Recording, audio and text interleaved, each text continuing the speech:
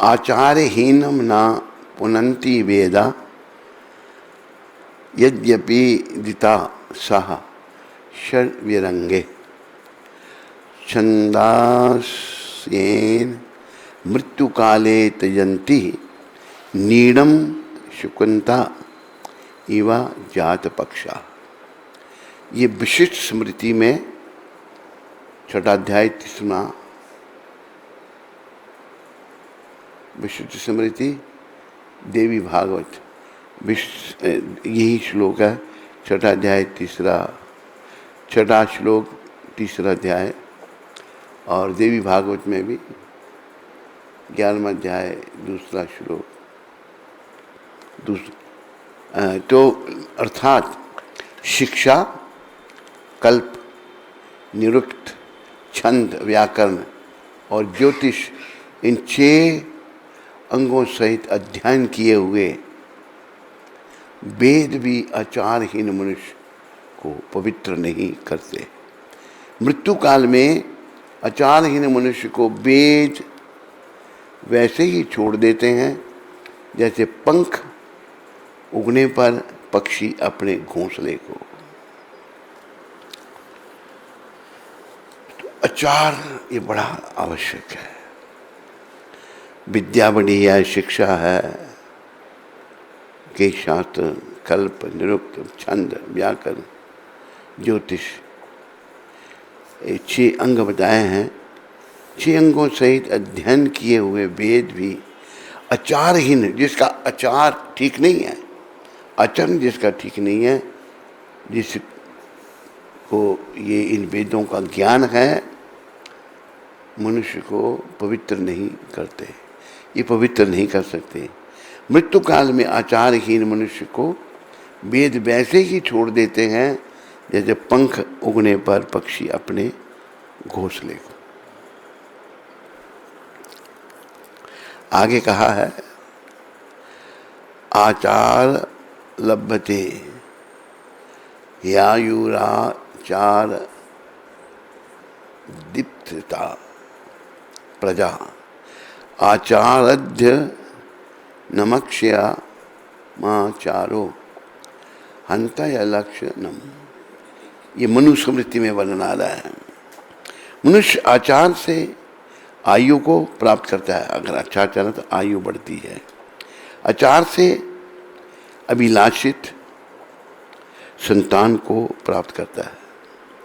आचार से अक्षय धन को प्राप्त करता है और आचार से अनिष्ट लक्षणों को नष्ट कर देता है।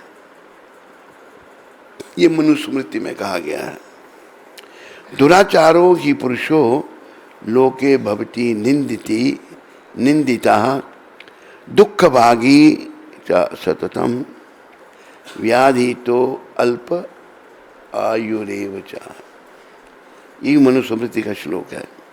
दुराचारी पुरुष संसार में निंदित, सर्वदा दुखभागी, रोगी और अल्पायु होते हैं। जो दुराचारी है उसे कोई पसंद नहीं करता।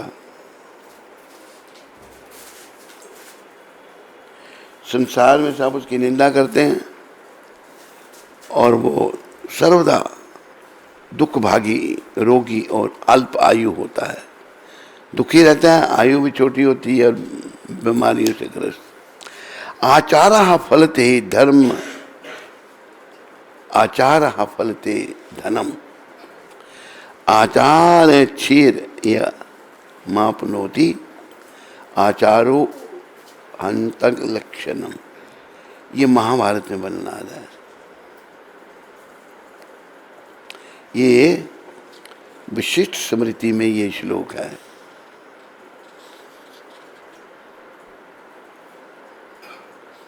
दो जगह है, महाभारत में और योग पर्व में और विशिष्ट स्मृति में। आचार ही धर्म को सफल बनाता है। आचार ही धन रूपी फल देता है। आचार से मनुष्य को संपत्ति प्राप्त होती है और आचार ही अशुभ लक्षणों का नाश कर देता है। व्यक्ति का आचरण अगर ठीक है तो सब ठीक है, अगर आचरण ठीक नहीं तो कुछ ठीक नहीं। कुलानी समूपेतानि गोभिः पुरुषोत्तो अर्थतः कुल संख्याम न गच्छन्ति यानी हीनानि वृत्तता वृत्त बहीननानि बहीननानि कुलन्य अल्पधनायपि कुल संख्या च गच्छन्ति कृष्यति च महद यशा। ये भी महाभारत में वर्णन आ रहा है। गौओं, मनुष्यों और धन से संपन्न होकर भी जो कुल सदाचार से हीन है, धन ये सब कुछ है उसके पास, लेकिन वो सदाचारी नहीं है, दुराचारी हैं, वे अच्छे कुलों की गणना में नहीं आ सकते। आचारहीन व्यक्ति है तो वो अच्छे कुलों की गणना में नहीं आएगा। गौओं, मनुष्य और धन से, सारे मनुष्य भी बहुत हैं, धन है, गौएं हैं, संपत्ति है, लेकिन आचारहीन है, वो अच्छे कुलों की गणना में नहीं आ सकते। परंतु थोड़े धन वाले कुल भी यदि सदाचार से संपन्न हैं तो वे अच्छे कुलों की गणना में आ जाते हैं और महान यश प्राप्त करते हैं। ये बड़े विचारने के बाद अगर कोई आदमी गरीब भी है, वो आचारवान है, तो अच्छे कुलों में उसकी गणना होगी। अगर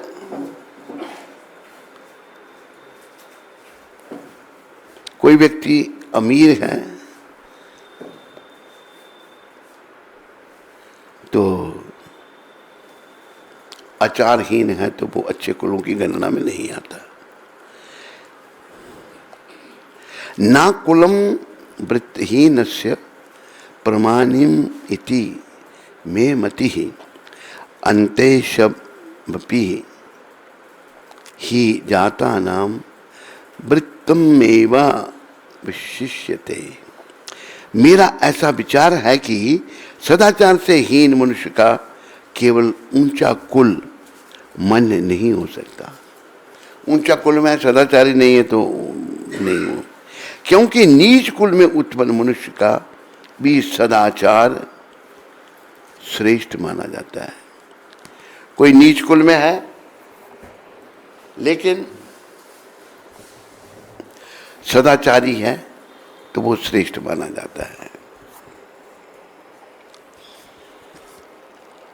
आचार प्रभवो धर्म धर्मस्य प्रभुर अच्युता आश्रम आचार युक्तेन पूजितः सर्वहरि। नारद पुराण में यही वर्णन आ रहा है। आचार से धर्म प्रकट होता है और धर्म के स्वामी भगवान विष्णु हैं। अतः जो अपने आश्रम के आचार में संलग्न है उसके द्वारा भगवान श्री हरि सर्वदा पूजित होते हैं।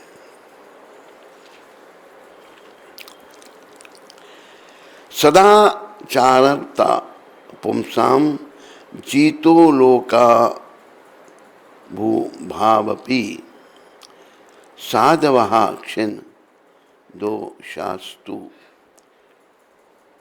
सच्छब्दः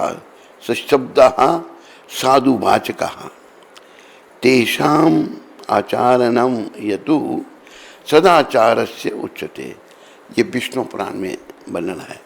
सदाचारी मनुष्य इहलोक और परलोक दोनों ही जीत लेता है।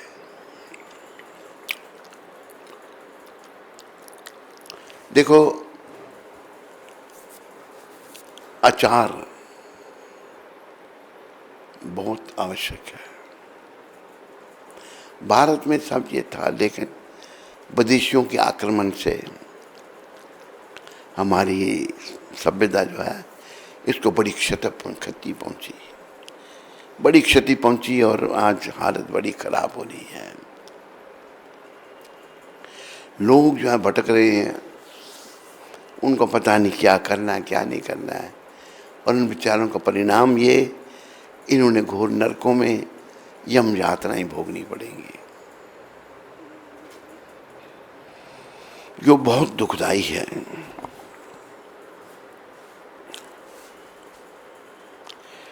सर्वोयम ब्राह्मणो लोके वृत्ते न तु विदीयते वृत्ते स्थितिस्तु शूद्र अपि ब्राह्मणत्वं नियच्छति।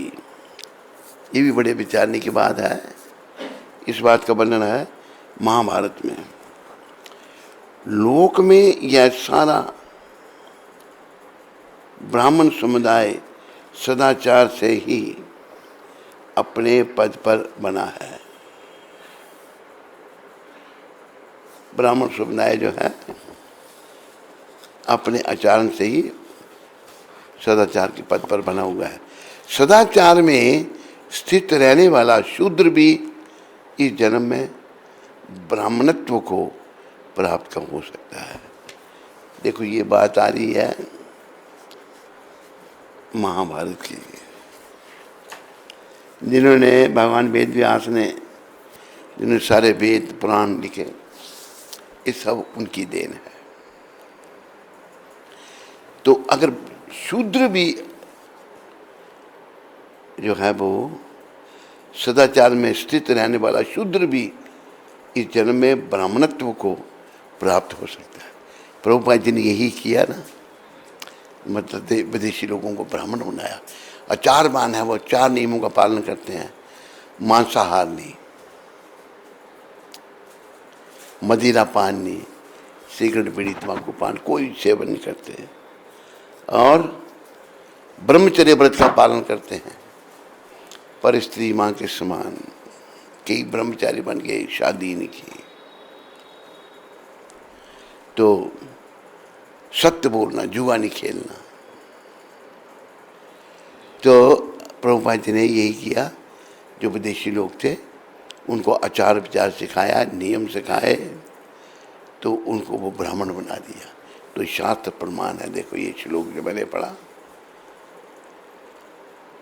आचार लभ्यते चायुर आचार लभ्यते प्रजा आचाराद न मक्ष या माँ यार चारो हंति पातकम आचारा ही परमो धर्मो निरानाम कल्याण कारकः इह लोके सुखी भूत्वा परत्र लभ्यते सुखम। ये देवी भागवत में आ रहा है। आचार से ही आयु, संतान तथा प्रचुर अन्न की उपलब्धि होती है।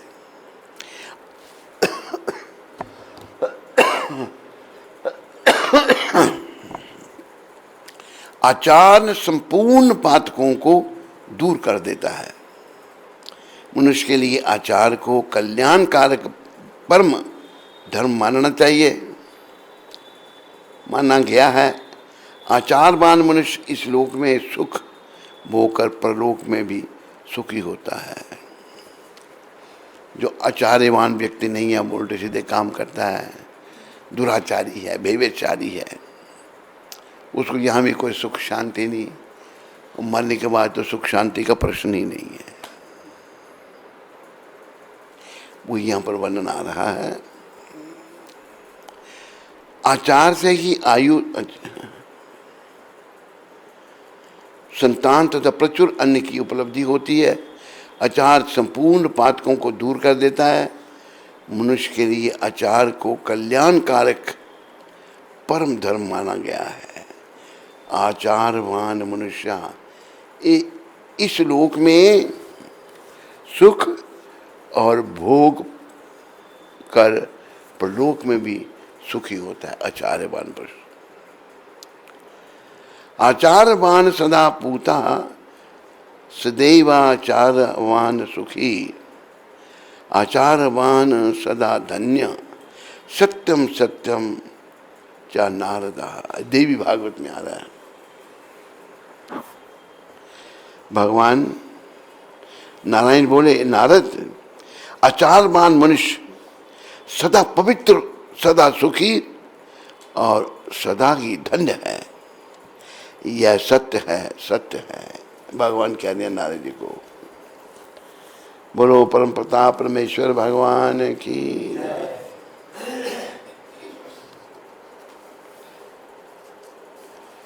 तो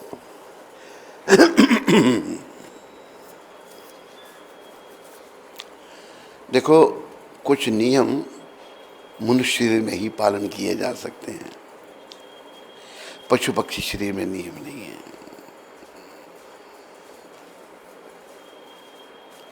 पशु पक्षी कोई नियम नहीं उनके लिए, चलते चलते वो मल त्याग करेंगे, कोई नहीं कहेगा। चलते चलते दुष्कर्म करेंगे, कोई कुछ, ये पशु है भाई। पर मनुष्य अगर ऐसा करेगा तो लोग कहेंगे कैसा पागल है, क्या कर रहा है ये। तो मनुष्य शरीर में आए हैं आचार्यवान बनने के लिए। तभी हमारा ये मनुष्य जन्म लेना सार्थक होगा कि जब हम आचार्यवान बनेंगे, शास्त्रों के अनुसार अपना जीवन बनाएंगे। नहीं जो मेरे मन में आया वो किया, उससे नहीं होगा। उससे हमारा कल्याण होने वाला नहीं है। कल्याण आचार संहिता के अनुसार चलने से ही हमारा कल्याण है।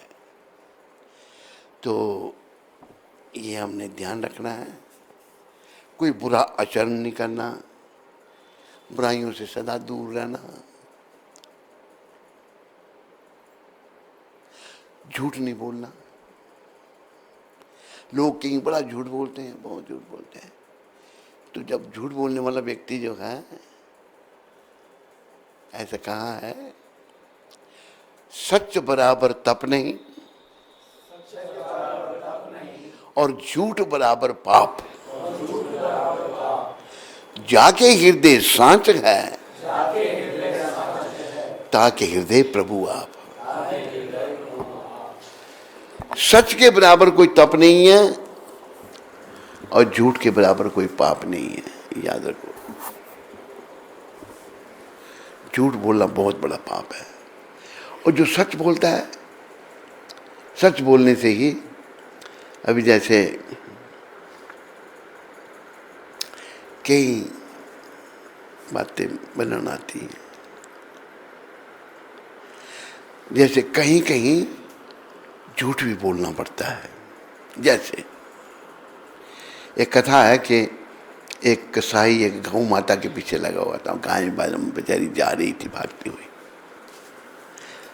आगे वो एक ब्राह्मण देवता, ब्राह्मण जी जा रहे थे। दो गलियां थी, एक इधर को और एक इधर को। वो नहीं देख पाया कसाई के गाय इधर को गई है या इधर को। तो उस ब्राह्मण को पूछा कि मेरी गाय किधर गई। देखा भाई कसाई है, मुंह से नहीं बोला वो, उसने ऐसा हाथ कर दिया, बता दिया। उधर झूठ बोलना था उसको। तो अगला जन्म वही ब्राह्मण, बड़ा कर्मकांडी था, सब कुछ था, लेकिन कसाई के यहाँ जन्म लेना पड़ा। तो वो जानवरों को काटता नहीं था, कटे कटाए जानवरों का मांस लाकर बेचता था, सदन कसाई। तो क्या हुआ, एक दिन उसकी दुकान के आगे से एक महात्मा गुजरे। महात्मा जब गुजरे तो महात्मा ने देखा कि जो मांस तोलने वाले बट्टे होते हैं, क्या कहते हैं उनको, मेजर जो भी, उसमें एक शालिग्राम शिला पड़ी हुई है। सोचने लगे भी ये शालिग्राम कहाँ आ गया इसके पास। महात्मा जी कहते हैं भाई ये जो तेरे पास है ये मेरे को दे दी। तो वो ले गया महात्मा, धोया भगवान को, मालिक तो अच्छी तरह से नहलाया उनको और पूजा की और भोग लगाया। प्रभु कहाँ आप कसाई के घर में पड़े हुए थे। महात्मा जी रात को सो गए। जब सो गए तो क्या हुआ,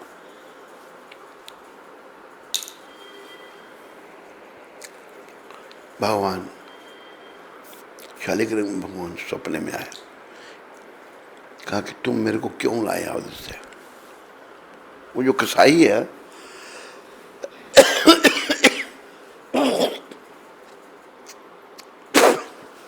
वो मेरा भक्त है, मेरे को जब वो इधर उधर रखता है तो मुझे अच्छा लगता है, मेरे को वापस वहीं छोड़ के आ। देखो प्रभु की लीला कैसी है।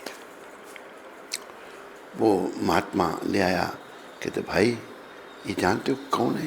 कहते शालिग्राम भगवान है, ये तुम्हें इसका पता नहीं, पर ये तुम्हें बहुत प्यार करते हैं। मैं ले गया, कहते मुझे उधर ही छोड़ के आओ। तो सदन जी ने क्या किया, काम धंधा छोड़ा, जगन्नाथपुरी को चल पड़े। पुरी को चल पड़े भगवान जगन्नाथ जी के दर्शन करने के लिए।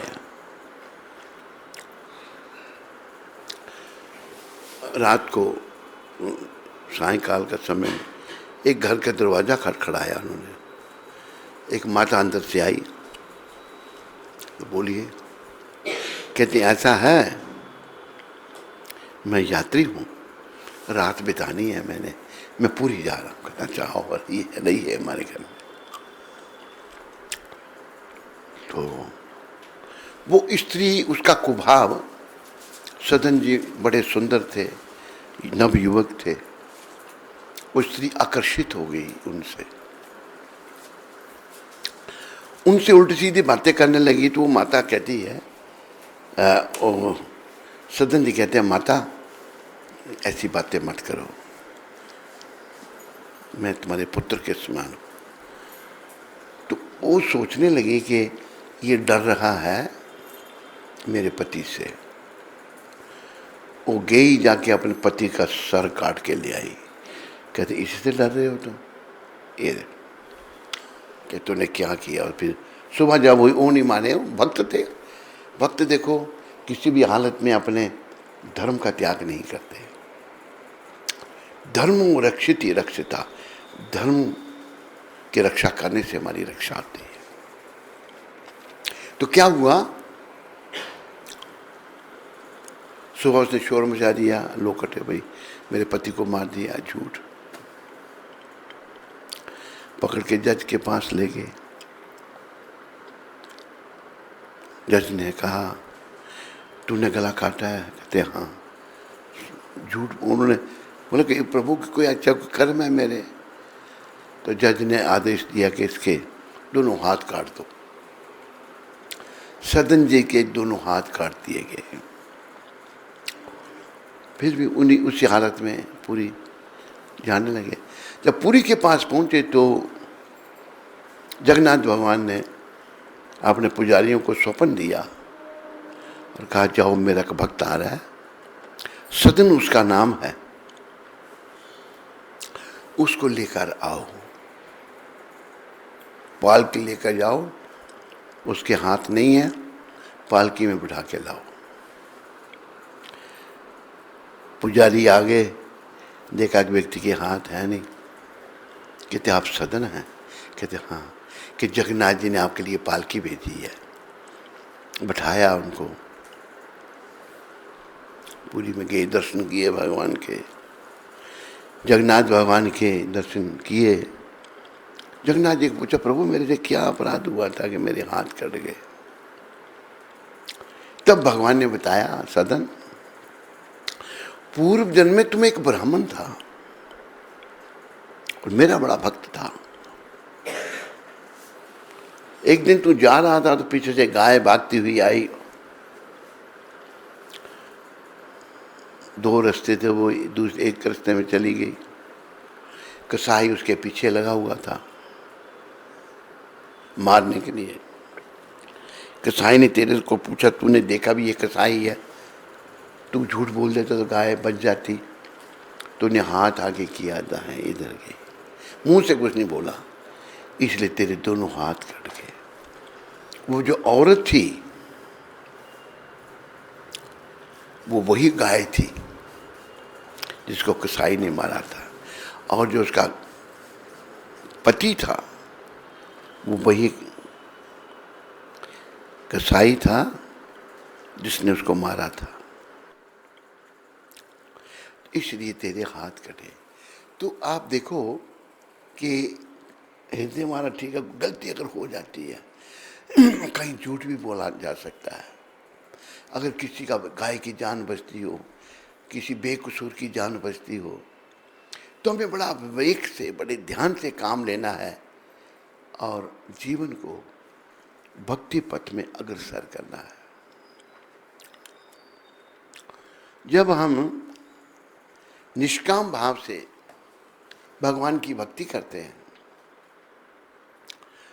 तो उससे क्या होता है कि शुद्धि होना शुरू हो जाती है। अगर हम भक्त नहीं हैं तो शुद्धि नहीं है, अशुद्ध है। क्या अशुद्धि? विचार शुद्ध नहीं है, आचरण ठीक नहीं है, तो शुद्धि नहीं है। शुद्धि नहीं होने से हम बेकार की बातें करते हैं, जो नहीं करना वो करते हैं, जो करना उसको नहीं करते हैं। तो हमें भक्ति करके अपनी शुद्धि करनी है। और भक्ति मतलब जैसे आपको बताया है, मेरे पीछे सब बोलिए, एक शरीर है, शरीर पाप कर्म किए मैंने तो शरीर मेरा बेकार हो गया, तो इसकी कैसे शुद्धि होगी? तन पवित्र सेवा किए। इस शरीर से पाप कर्म होते हैं, ये फिर इसको सेवा, साधु सेवा, संतों की सेवा, अतिथि सेवा, भगवान की सेवा, शरीर पवित्र होगा। धन पवित्र किए दान। अगर धन है तो दान से पवित्र कर। धन पवित्र किए दान। तो धन जो है हम ना साथ लाए थे, अगर बहुत धन इकट्ठा हो गया हम उसको साथ ले भी नहीं जा सकते। प्राय नाम लाए थे ना ले जाएंगे, उसका हम दुरुपयोग करते हैं और अधम पतन को प्राप्त होते हैं। धन का सदुपयोग ये करना है कि भगवान की सेवा के लिए, कृष्ण भक्ति के प्रचार के लिए, कृष्ण भगवान के विषय में पुस्तकों को छापने के लिए धन का भय हमें करना चाहिए, धन लगाना चाहिए। तन पवित्र होगा सेवा करने से और धन पवित्र होगा दान देने से, और मन पवित्र हरि भजन से। मन की पवित्रता हरि भजन से होगी। तन पवित्र सेवा से, धन दान से, और मन पवित्र हरि भजन से। हरि भजन कोई कठिनाई नहीं। हरे कृष्णा कृष्णा कृष्णा हरे हरे, हरे राम राम राम हरे हरे। ऐसा करने से धीरे धीरे हमारा तन पवित्र हो जाएगा। और मन पवित्र हरि भजन से, मन की पवित्रता भगवान के भजन से, नाम जपने से। हरे कृष्णा कृष्णा कृष्णा हरे हरे, हरे राम राम हरे।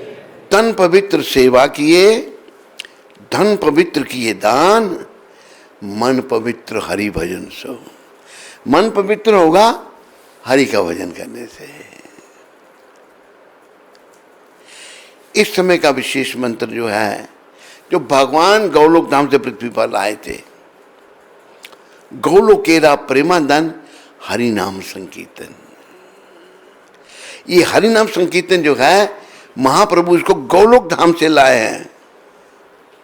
हरि नाम संकीर्तन रतीना जन्मे लोग कहना था, मेरा प्रेम नाम से नहीं हुआ, मेरा दुर्भाग्य है। तो तन की पवित्रता सेवा से, तन की पवित्रता सेवा से, धन की पवित्रता से, दान से, और मन पवित्र भगवान के भजन से। हरे कृष्णा कृष्णा कृष्णा हरे राम राम। अगर हम ऐसा करते हैं तो तीनों त्रिविधि, 3 विधियों से, मन की पवित्रता हरि भजन से, धन की पवित्रता दान से, और मन की पवित्रता हरि भजन से, ये सब हरि भजन सब जगह उसकी आवश्यकता है। इसलिए भगवान के भक्त इतना धन, यानी कि राम नाम धन, इतना धन भक्त लोग संचित करते हैं कि फिर उनकी शरण में अगर कोई जाता है उसको भी वो माला माल कर देते हैं। तो मेरे प्यारे भक्तों व माताओं, हमें तन, मन और धन इनको पवित्र करना है। अभी तन अपवित्र है, मन अपवित्र है, तो ये पवित्र मन को पवित्र करना है कि तो भगवान के नाम सिमरन से। हरे कृष्णा कृष्णा कृष्णा हरे हरे, हरे राम राम राम। देखो ये श्रद्धा विश्वास की बात है। अगर हम नाम जपते हैं, जपने से जरूर लाभ होता है, और केवल अपराध हमारे बहुत होते हैं तो लाभ नहीं होता। इसलिए कहा है चैतन्य चरितामृत में ही कहें, अपराधा शून्य होय लहो कृष्ण नाम। अपराधों से मुक्त होकर के भगवान का नाम लो। कृष्ण माता, कृष्ण पिता, कृष्ण धन प्राण। कृष्ण ही हमारे माता हैं, पिता है, धन प्राण, सब कुछ हमारे कृष्ण हैं। जब ऐसा विचार हम कर लेते हैं सब कुछ कृष्ण है और मैंने सब कुछ कृष्ण के लिए करना है, और बेकार की बातों में नहीं, तब बस सब जीवन सफल हो गया। ऐसा जीवन जो भगवत भक्ति में लगा हुआ है, सब नियमों का पालन कर रहा है, तो उसका जीवन धन्य हो गया।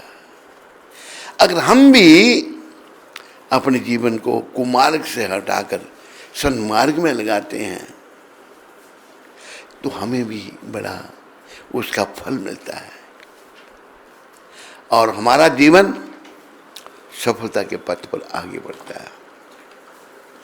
सफलता ऐसी है जैसे आप देखो,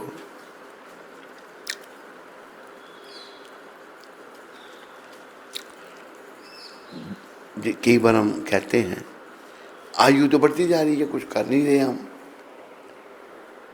आयु बढ़ रही है, लेकिन भक्ति को बढ़ाने के लिए हमें कार्य करना होगा, भक्ति करनी होगी, भगवान का भजन करना होगा निष्काम भाव से, कोई कामना नहीं। निष्काम भाव से अगर भजन करेंगे तो क्या होगा, धीरे धीरे हमारी शुद्धि होगी, धीरे धीरे हमारी शुद्धि होगी और हम भगवान के निकट आते जाएंगे। आज जो अशुद्ध हैं, जो पाप कर्मों में लगे हैं, भगवान से विमुख हैं, वो दूर हैं, तो भगवान से दूर होने के कारण वो बेचैनी है, मनों में शांति नहीं है, भटक रहे हैं। ऐसे बहुत सारे जीव हैं जो भगवान की शरण में नहीं है और अशांत हैं, और उनको कोई जीवन में सुख शांति नहीं है। तो हमें भगवान की शरण में भी आना है, उनका नाम गुणगान करना है, उनकी भक्ति करनी है।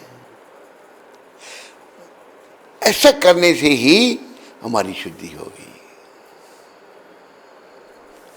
और कोई रास्ता शुद्धि का नहीं है। इसलिए ये अभ्यास करो, प्रयास करो कि हर समय नाम सिमरन चलता ही रहे।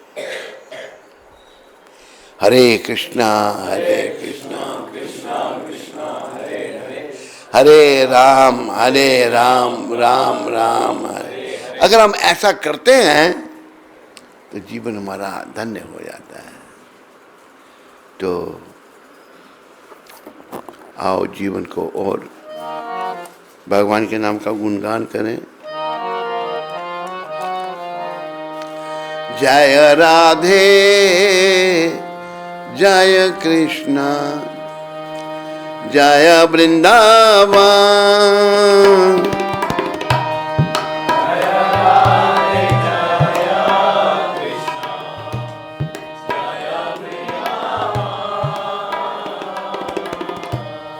श्री गोविंद गोपीनाथ मदन मोहन।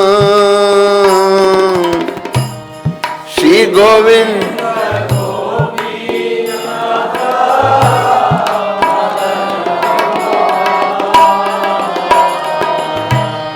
श्याम कुंड राधा कुंड गिरि गोवर्धन।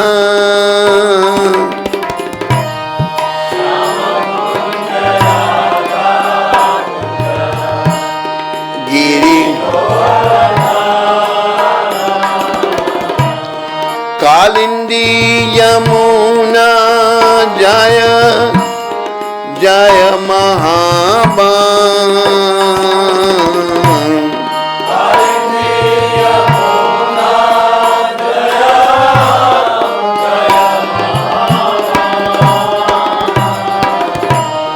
केशी घाट बंशी भाट द्वादश काना।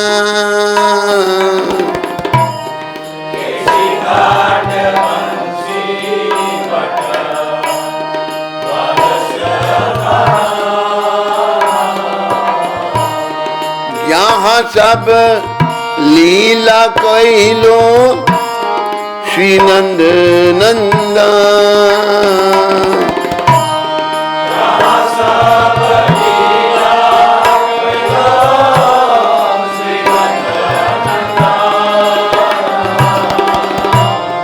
जय वृषभानु जय कीर्तिदा सुंदरी। जय वृष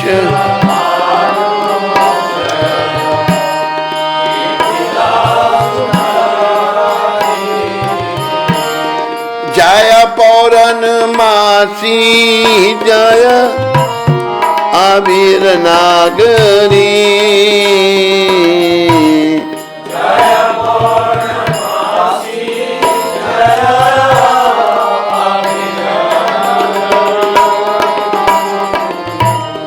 जय जय गोपीश्वर वृंदावन मां।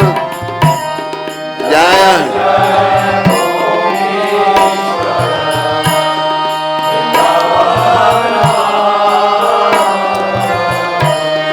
जय जय कृष्ण सखा बट गुजरा। जय जय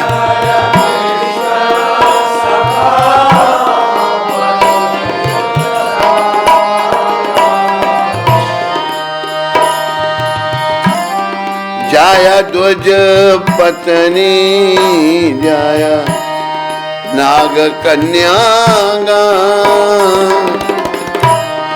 जय द्वज पत्नी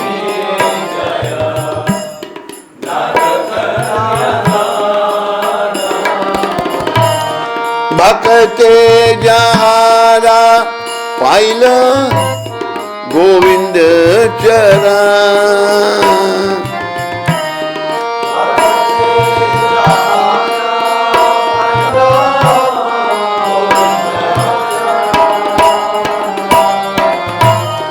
जय रास मंडल जय जय राधा श्याम।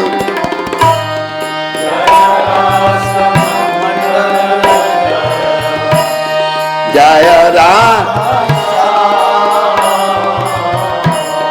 जय जय रास लीला परम मनोहर।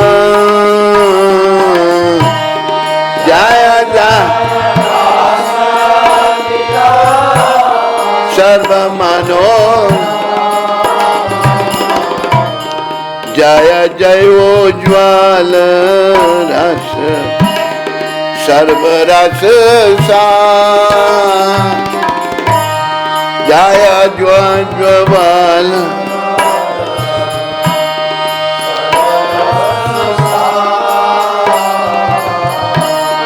परि किया भावे जहाँ ब्रज ते प्रचार,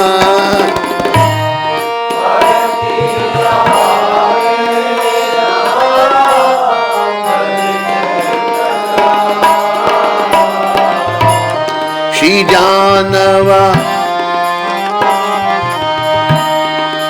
जानवा पाद पद्म करिया स्मरण, श्री जानवा पाद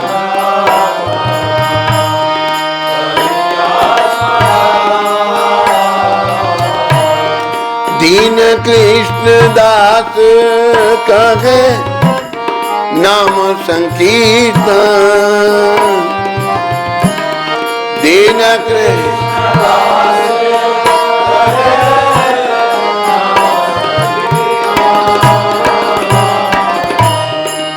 जय राधे जय कृष्ण जय वृंदावन,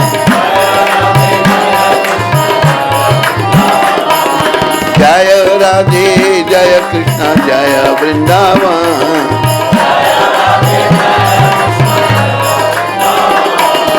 जय वृंदावन जय जय वृंदावन,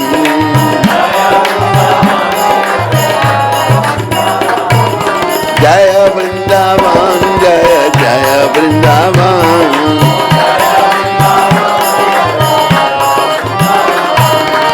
श्री गोविंद गोपीनाथ मदन मोहन,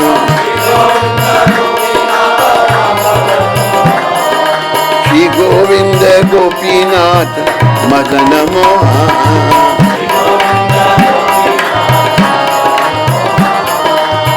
मदन मोहन जय मदन मोहन,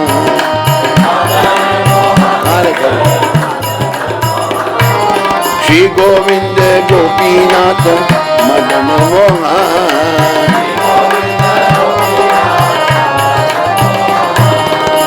जय राधे जय कृष्ण जय वृंदावन,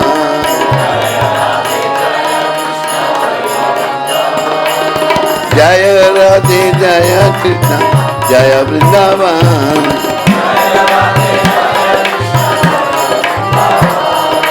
श्री गोविंद गोपीनाथ मदन मोहन,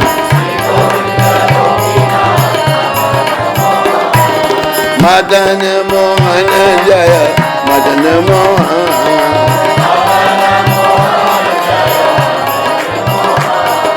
हरे कृष्णा कृष्णा कृष्णा हरे हरे, हरे राम राम राम हरे हरे,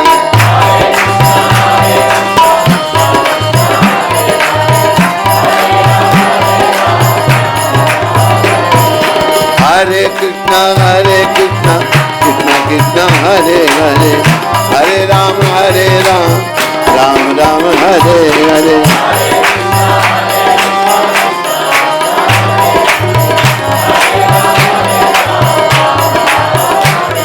हरि हराय नमः कृष्ण यादवाय नमः, हरि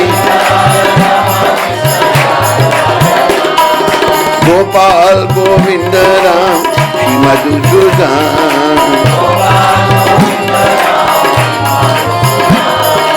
गिरिधारी गोपीनाथ मदन मोहन,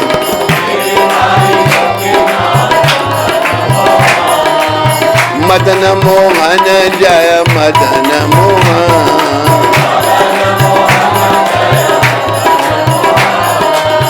गिरिधारी गोपीनाथ मदन मोहन, हरे कृष्णा कृष्णा कृष्णा हरे हरे, हरे राम राम राम हरे हरे, हरि बोल हरि बोल।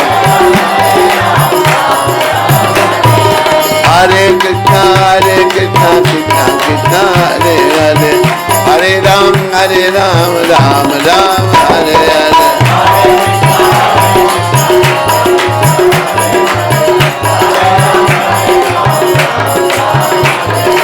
जय राधे जय कृष्णा जय वृंदावन। श्री गोविंद गोपीनाथ मदन मोहन। हरे कृष्णा कृष्णा कृष्णा हरे हरे राम राम राम हरे हरे।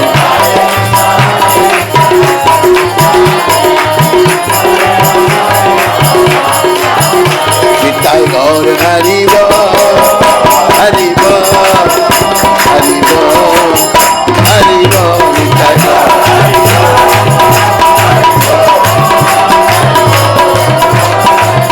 जय जय प्रभुपाद प्रभुपाद प्रभुपाद प्रभुपाद।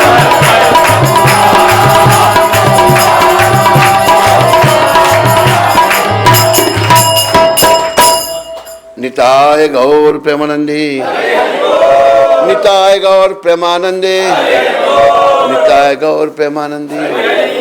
हरि बोल हरि बोल हरि बोल। श्री गुरु महाराज की जय। तो कलयुग में नाम संकीर्तन द्वारा भगवान के नाम लेकर के उनका कीर्तन करके हम लोग अपनी शुद्धि कर सकते हैं, आचार्यवान बन सकते। अगर हम दुराचारी हैं कि जीवन देखो, जैसे विदेशी लोग जितने भी थे सब दुराचारी थे, प्रभुपाद जी की कृपा से सब सदाचारी बन गए, दुराचार त्याग दिया उन्होंने। जीवन का उद्देश्य सदाचारी बनना है। यहाँ का वर्णन आया कि जाय दुज पत्नी जाय नाग कन्यागण। ये दुज पत्नी कौन थी? ब्राह्मणों की स्त्रियां थी। जब भगवान बाल लीला कर रहे थे, यहाँ कृष्ण बलराम है, उनके सखा हैं, सखाओं को भूख लगी, कहते हैं कृष्णा में भूख लगी है कि जाओ यहाँ पर ब्राह्मण है, उनके को मांग के ले आओ खाने के लिए। आए याज्ञिक ब्राह्मणों के पास, हमारे कृष्ण बलराम को भूख लगी है, खाने दो, जाओ हम यज्ञ कर रहे हैं। वो यज्ञ कर रहे हैं पर उनको ये पहचान नहीं है कि कृष्ण कौन है, मना कर दिया। भगवान के सखा बेचारे दुखी होकर आ गए, कहते कुछ नहीं, कहते उनकी पत्नियों के पास जाओ। भगवान तो सब जानते गए, पत्नियों के पास गए, कहते कृष्ण बलराम को भूख लगी है। अच्छा, लग पड़ी सब पकवान बनाने। वो कहते क्या कर रही हो तुम लोग? कहते हम सब कृष्ण के लिए भोजन बना रही हैं, हम तो यज्ञ कर रहे हैं। कहते कुछ भी करो, हम कृष्ण। जाया दुज, जय उनकी जयकार हुई। जाया दुज पत्नी जाया नाग कन्यागण, जो कालिया नाग था ना, उसकी भी पत्नियाँ थी। उन्होंने भगवान से क्षमा मांगी, वो भी उनको भी कृपा मिली भगवान की। जाया दुज पत्नी जाया नाग कन्यागण, भक्ति यहाँ न पाएला गोविंद चरण। इनको गोविंद के चरण की भक्ति मिल गई। देखो, गोविंद के चरणों की भक्ति जिसको मिल गई, चाहे वो पुरुष है या स्त्री है, उसी का जीवन सफल है। नहीं तो जीवन विफल है, सफल नहीं है। जीवन विफल है और अंधकार में जीवन है अगर वो भगवत कृपा को प्राप्त नहीं करता, भगवान का अगर भक्त नहीं बनता। तो हम सबको प्रयास करना है श्री कृष्ण का भक्त बनने के लिए।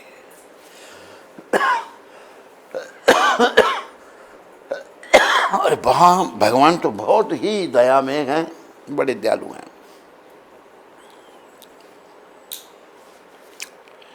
दया में हैं, सब पर दया करने वाले हैं वो।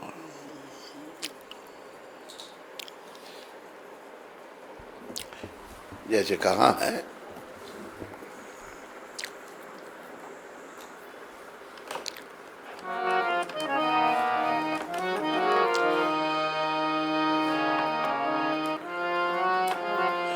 शरण में आए हैं हम तुम्हारी, दया करो हे दयालु भगवन।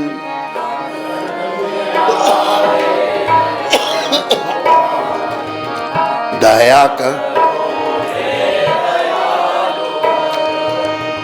संभालो बिगड़ी दिशा हमारी, दया करोगे दयालु भगवन। संभालो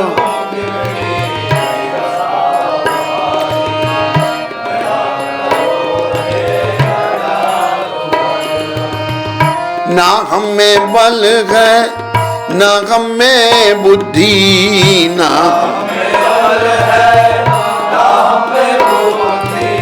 ना हमें साधन ना हमें भक्ति,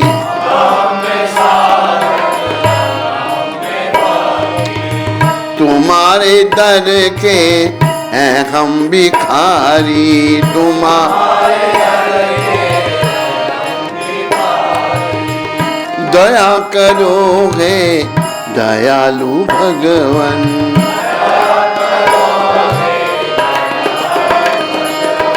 शरण में आए हैं हम तुम्हारी, शरण दया करोगे दयालु भगवन।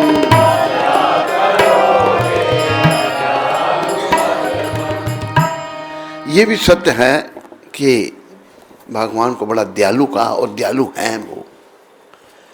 जैसे कई बार चर्चा होती है,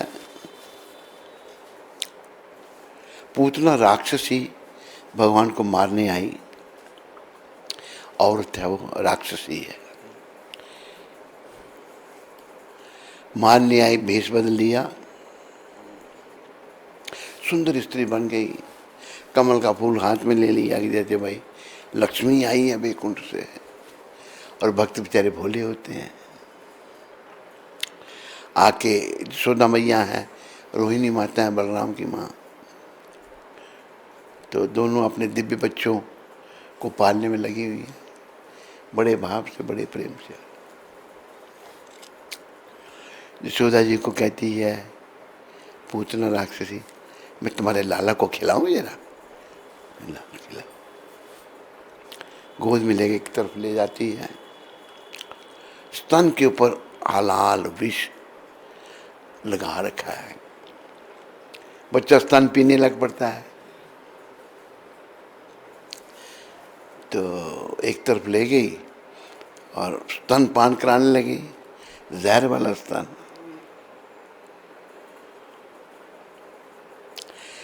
भगवान ने पी लिया, स्तन भी पिया और उसके प्राण भी पीने लगे।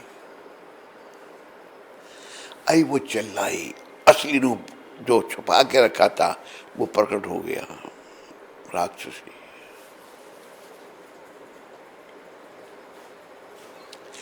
तो भगवान बहुत दया में है, बहुत दयालु है। भगवान ने पूतना को भी अपने धाम में भेज दिया। मारने आई है भगवान, मारने तो आई थी, मां बन के आई, मैंने उसका स्तन पान किया। ये है भगवान की दया। शरण में आए हैं हम तुम्हारी, दया करो हे दयालु भगवन। संभालो बिगड़ी दिशा हमारी, दया करो हे दयालु भगवन। इन्हीं शब्दों के साथ आप सबका धन्यवाद, और कृष्ण हम सब पर कृपा करें, यही मांगना कृष्ण से, अपनी भक्ति दें, अपनी सेवा में लगा रखें हमको। सेवा में लगाएं भगवान, और हम अपना जीवन भगवान की सेवा करके सफल बनाएं। आज कितनी तारीख है? आज 14 तारीख। ये वृंदावन में ही आखिरी साल जब 1977 में प्रभुपाद थे तो ये शब्द कहे थे, मैंने तुम्हें विचार दिया है, अब तुम उन्हें रूप और आकृति दो। विचार दिया है भक्ति भाव का। अभी तुम भक्त बनो और रूप दो, रूप और आकृति दो। ये आज की शिक्षा है प्रभुपाद जी की। बोलो पतित पावन शिला प्रभुपाद की जय। बोलो भक्ति माता की जय। गुरु महाराज की जय। हरे कृष्णा। कोई प्रश्न किसी को? आप में से किसी को कोई प्रश्न? शंकरी माता नोएडा से। हाँ। हरे कृष्ण, कोटि कोटि दंडवत प्रणाम गुरुदेव महाराज जी, आपके चरण कमलों में। गुरुदेव, आज सारवी का जन्मदिन है, कृपया इसको आशीर्वाद दें कि ये अच्छे से भक्ति कर पाए, इसकी भक्ति में कोई बाधा ना आए। मुझे इसकी बहुत चिंता होती है, आप कृपा करें इस पर। आपकी बेटी शंकरी देवीदासी। मेरी शुभकामनाएं शंकरी माता के लिए भी और उसकी बेटी के लिए भी। भगवान पे छोड़ो। जब हम भगवान पे छोड़ते हैं तो सब ठीक होता है। जब हम स्वयं कुछ करने का प्रयास करते हैं तो गड़बड़ हो जाती है और हम कुछ कर भी नहीं सकते, हमारे हाथ में कुछ नहीं है। अंग्रेजी में कहा है शंकरी माता, मैन प्रपोजेस गॉड डिस्पोजेस। आदमी कुछ प्लान बनाता है, भगवान उसको रद्द कर देते हैं। तो इसलिए प्रभुपाद जी की कृपा से प्रभुपाद जी पर आश्रित होना सीखो, ये सभी समस्याओं का समाधान करेंगे। हरे कृष्ण। कन्हई सुंदरी देवीदास। अपनी सदवी बेटी के लिए तुम चिंता नहीं किया करो ज़्यादा, भगवान पे छोड़ो। कन्हई सुंदरी देवीदासी दिल्ली से। हरे कृष्ण गुरु महाराज जी, मेरे परम आराध्य शिला गुरुदेव के पावन चरणों में इस पतित का कोटि कोटि दंडवत प्रणाम। गुरुदेव, आज मंदिर से मुझे एक सेवा मिली थी। सेवा में सब भक्तों को नरसिंह कवच रिसाइट करना था 108 बार। मुझे भी 9 बार कवच रिसाइट करना था, पर मैं भूल गई कि मुझे वो सेवा आज सुबह 7 बजे शुरू करनी थी, जिस कारण भक्तों को सुबह काफ़ी परेशानी हुई। मुझे इसका बहुत दुख हो रहा है और बार बार यही बात मेरे दिमाग में चल रही है। मैं कैसे उनसे क्षमा मांगूं, मुझे कुछ समझ नहीं आ रहा। कृपया मेरा मार्गदर्शन करें। हाथ जोड़ के कहो, मेरे से गलती हो गई, मैं समय पे कार्य नहीं कर सकी। क्या इसमें क्या मुश्किल है? गलती होती हैं, प्रभुपाद जी कहते तुरंत क्षमा मांग लेनी चाहिए। मान लो किसी के बारे में पता नहीं है आपको कौन मैंने गलती की हो नहीं, तो मन ही मन उसकी आत्मा से क्षमा मांगो। हरे कृष्ण। सुरभि भारती माता, अरनिया बॉर्डर, जम्मू से। हरे कृष्ण, मेरे श्री गुरु महाराज जी के पावन चरणों में कोटि कोटि प्रणाम। श्री गुरु महाराज जी, मुझे आपके दर्शनों की बड़ी लालसा है। जब भी आपके दर्शनों के लिए उधमपुर आने के लिए तैयार होते हैं, कोई भौतिक बाधा आ जाती है। गुरुदेव, मुझ तुच्छ दासी पर कृपा करें। हमारी शुभकामनाएं आपके लिए, सबके लिए। बस भजन करो, नाम जपो भगवान का। भक्त नमन, जम्मू से। Hare Krishna, please accept my humble obeisances. All glories to Shri Guru and Gauranga. How can I approach the spiritual master when the spiritual master is far and it is difficult to have association with his disciples? What can I do to serve the Guru in this situation and take initiation? गुरु जी अगर दूर हैं, मन से जैसे मानसिक सेवा भी कर सकते हैं। मानसिक सेवा भगवान की भी हो सकती है, गुरु की भी हो सकती है, सदगुरु की भी आप ऐसा कर सकते हैं। बहुत सारी घटनाएं हैं मानसिक सेवा की। एक दक्षिण के एक बड़े गरीब ब्राह्मण थे, पर बड़े भक्त थे भगवान के। वो उन्होंने सोचा मैं अपने भगवान की अच्छी तरह सेवा करूं। सोने चांदी की जगों में गंगा यमुना का जल भर के ले आए और भगवान को बड़ा सुंदर स्नान कराया। सुंदर स्नान कराया, फिर भगवान को वस्त्र पहनाए। मन में हो रहा है ये सब कुछ। फिर भगवान के लिए भोग, दूध बहुत था, भगवान के लिए खीर बना दी कि भाई आज भगवान को खीर खिलाएंगे। खीर बना दी और भगवान को भोग बिल्कुल समय पे लगता है। अगर 1 बजे भगवान भोग लगा लेते हैं तो 1 बजे लगाना चाहिए, 1:30 बजे नहीं, या 1:45 नहीं, या 2 नहीं, वो बड़ा गलत है।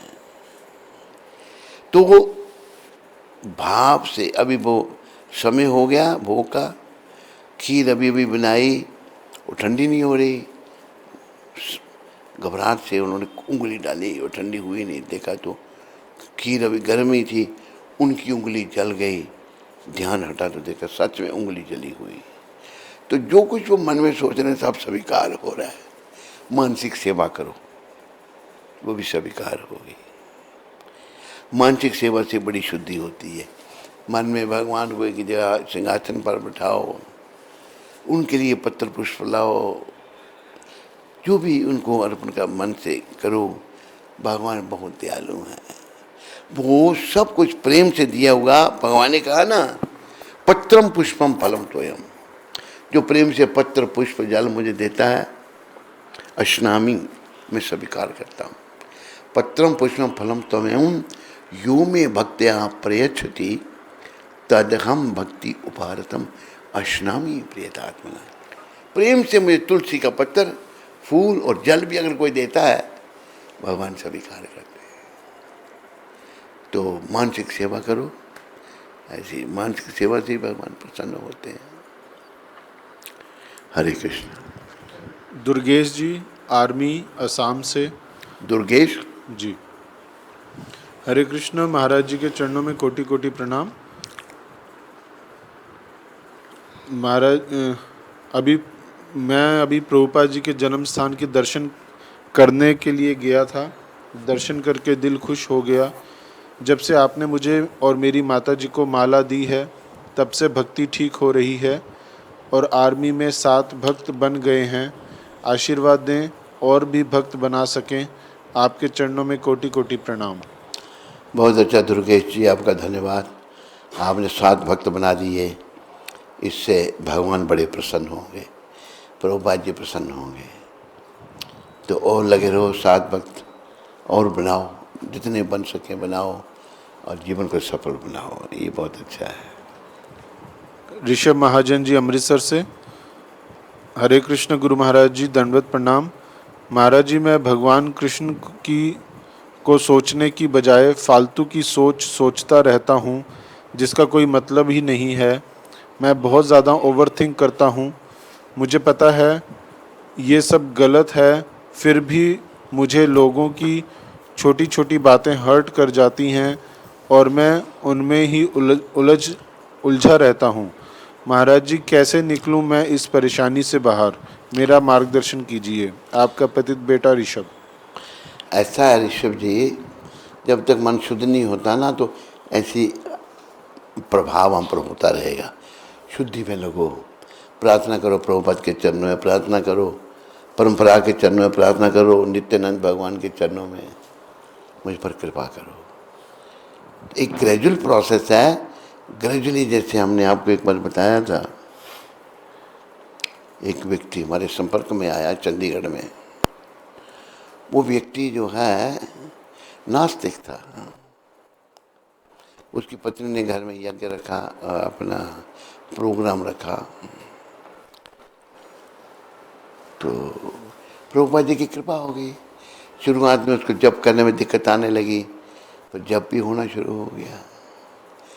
तो धीरे धीरे सब कुछ हो जाता है। धीरे धीरे रे मना, धीरे सब कुछ होए। माली सींचे 100 गड़ा, ऋतु आए फल होए। चुटकी बजाने से सब कुछ नहीं होगा। बोलो मोर मुकुट बंशी वाले की। अविल, अमृतसर से। हरे कृष्ण गुरु। अविल। Hare Krishna Guru Maharaj ji, please accept my humble obeisances. Guru Maharaj जी, भौतिक संसार के लोग स्टार्टिंग में जब रिश्ता बनता है तो बहुत केयर और प्यार करते हैं, बट ऑल ऑफ सडन कुछ टाइम बाद सब कुछ ख़त्म हो जाता है। ना प्यार रहता है ना केयर, और ऐसी चीज़ सोच कर मेरा दिमाग ख़राब हो जाता है और मैं भक्ति पर फोकस नहीं कर पाता। मैं बहुत ओवरथिंक करता हूँ।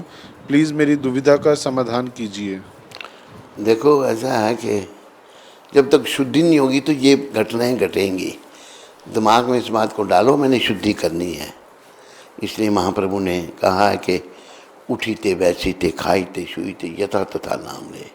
उठते बैठते खाते सोते जैसे तैसे भी नाम लो। देश काल नियम नहीं सर्व सिद्धि होए। देश काल अभी पता नहीं कब से आप भक्ति कर रहे हैं तो एकदम हम चाहते हैं क्यों नहीं हो रहा। जैसे एक हमारा भक्त था, वो कहता है कि मैं जप तो कर रहा हूँ लेकिन असर नहीं हुआ मेरे पर। तो धीरे धीरे होगा, एकदम कुछ नहीं होने वाला। हरे कृष्ण।